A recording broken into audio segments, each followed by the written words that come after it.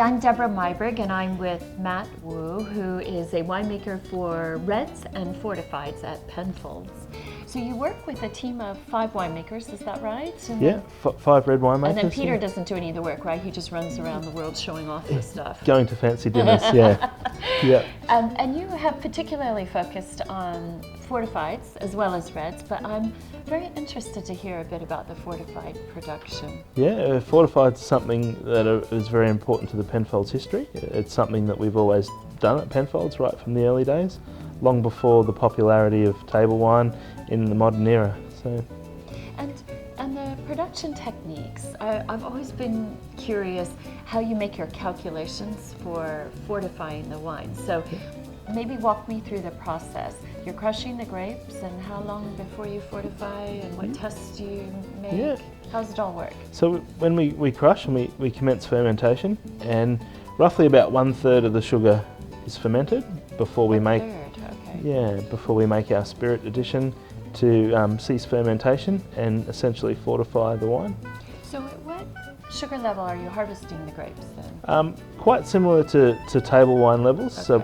So there's a misconception that we pick quite raisin fruit, but we're actually looking for bright, fresh fruit and picking it at around about that sort of 14 Beaumet in our measurements. Okay. And do you also acidify? It depends on a batch by batch case, but there could be a small amount of acidification, but generally it's just based on case by case. Okay, so 1/3 has the sugars have been fermented. Yes. Now you have to make a fancy calculation as to how much alcohol to add. How do you do that? Yep. So we use what we call a Pearson's square calculation, where you have your starting alcohol versus your target alcohol, and then the strength of your spirit that you're using is calculated, and it gives you an addition amount for what you're targeting. Okay, and so once the yeast have calmed down, you put the wine in barrels. Yeah, we certainly do. Now you make ruby. No, you're 100% tawny, aren't you? We're very much a tawny house. Okay, Yeah. so straight into barrel. Yeah. And tell me a little bit about the barrel procedures. Yeah, so we use very old barrels. Some of them, potentially 80 years old, and we not looking for certainly a strong oak influence in the wine, and because the wines are higher in alcohol and spend so much time in the barrel, the old seasoned barrels are really ideal for tawny. Yeah.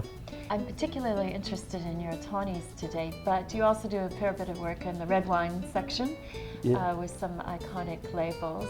Given your choice, where would you like to spend most of your time, with the tawnies or the reds? It's so hard. It's like asking if you've got a favourite child. I think there's such a passion and history with the tawnies, but we're really well known for our red wine on a global scale. So it's really hard to split. I can't make the call. I don't think we can either. So tell me, when are you drinking tawnies? Because I think they're such beautiful wines, and I wonder why we're not all drinking them more regularly. Exactly. They show such balance and finesse that they could really be enjoyed any time of the meal, as an aperitif, and classically with desserts, cheeses, chocolate or caramel toffee based desserts. But I think the real challenge is to get people thinking about where they can be enjoyed in the main part of the meal. Big rich flavoured food can be paired with big rich flavoured wines, and I think the challenge is to enjoy them throughout the meal. Well, fantastic. I look forward to enjoying a few. Yes. Whether before, I think perhaps in my case, before, during and after. So thank you so much, Matt. No, thank you.